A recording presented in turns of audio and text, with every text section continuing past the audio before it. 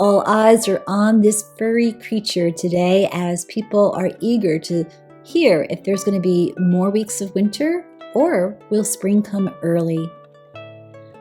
I'm not getting my hopes too high for an early spring. I know that we have a few more weeks of snow and frigid temperatures, but I also know that the sun will shine again, and before I know it, I'll be planting my garden and probably complaining about the heat. Long before February 2nd was known as Groundhog's Day, it was known as Candlemas Day.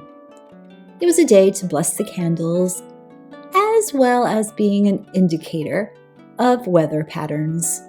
Yes, Candlemas was the original Groundhog's Day, for there was a saying, "If Candlemas Day be fair and bright, winter will have another flight.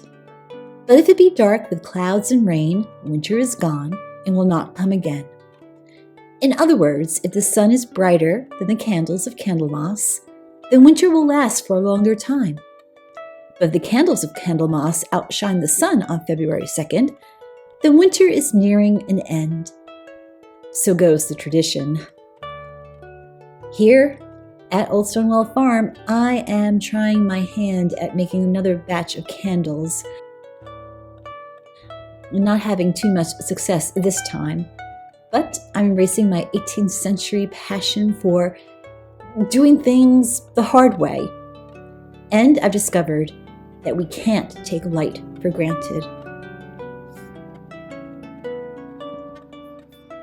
Well, while the world waits to see what the groundhog will tell them, if there's going to be 6 more weeks of winter or perhaps there'll be an early spring, I spent today, Groundhog's Day, trudging through the snow in frigid temperatures.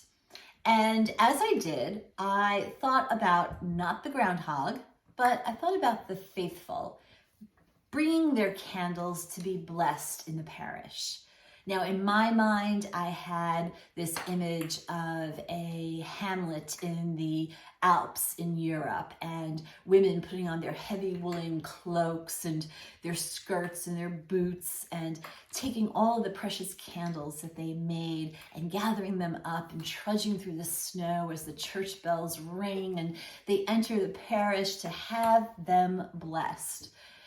Beautiful picture, isn't it? So as I was trudging through the snow here in Vermont, I kept thinking about the skirts whipping around in the wind and what they might have been thinking when they took their candles to be blessed.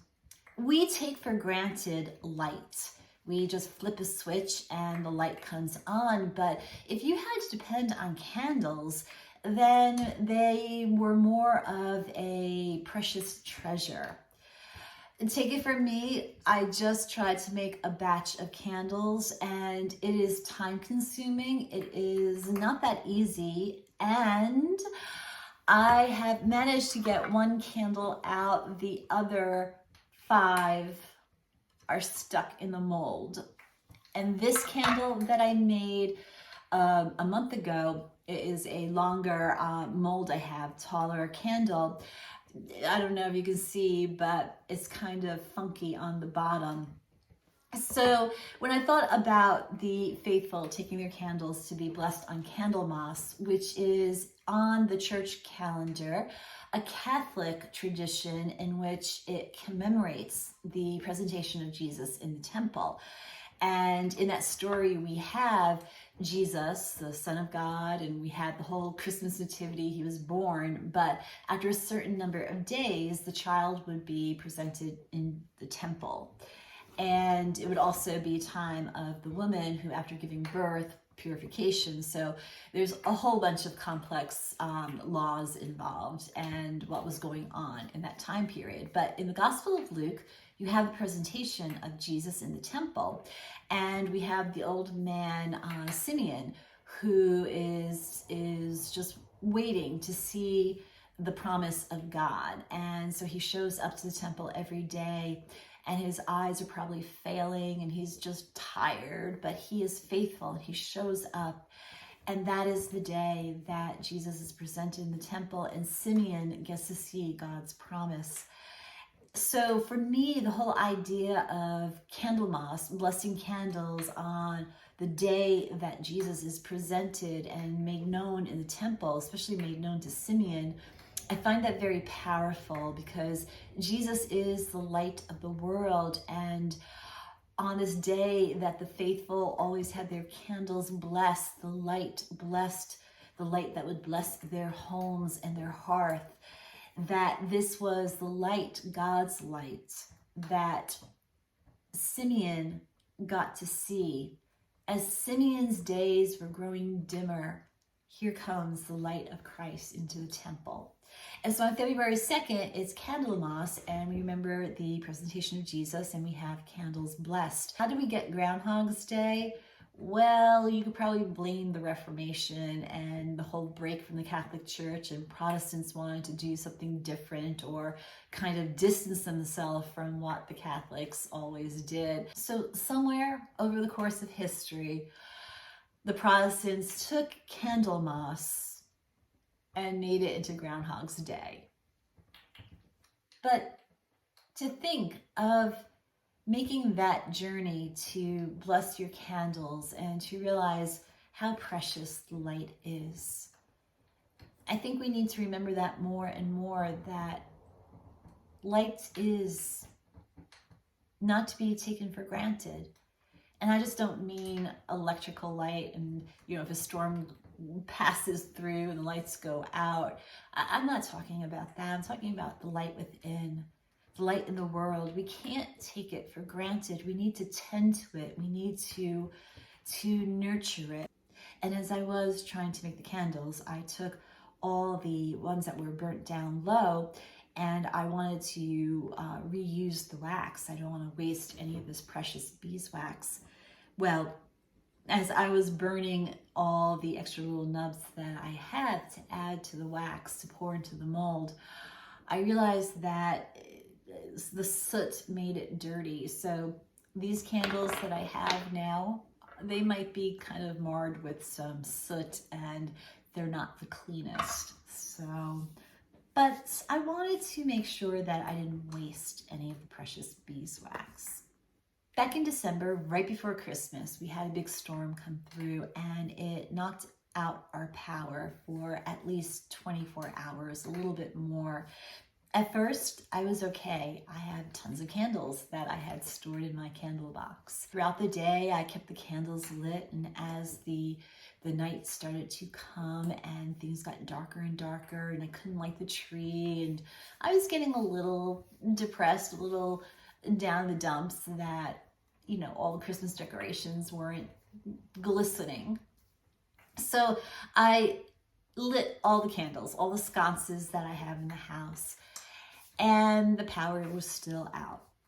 And I lit more candles, and the power was still out, and I lit more candles. Well, by the time the power did come on, I was almost out of candles. My candles were really burnt low.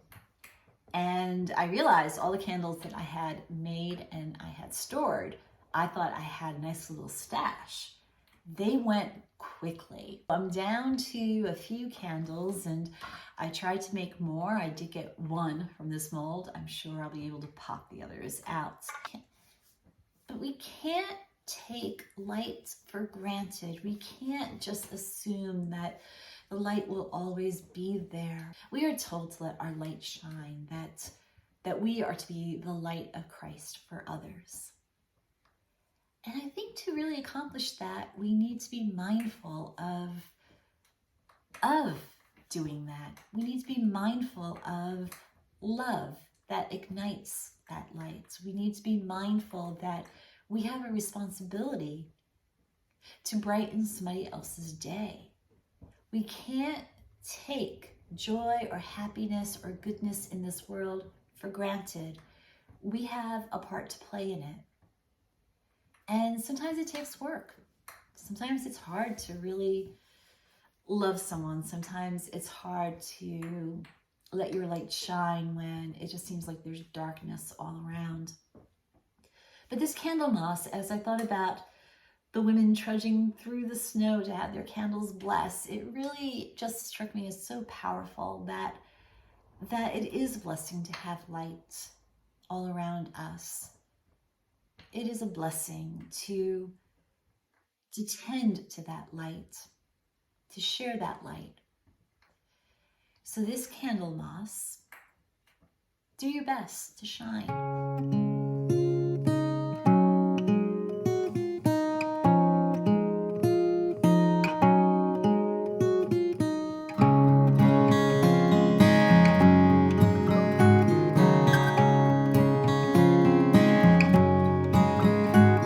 Down with the rosemary and bay, down with the mistletoe.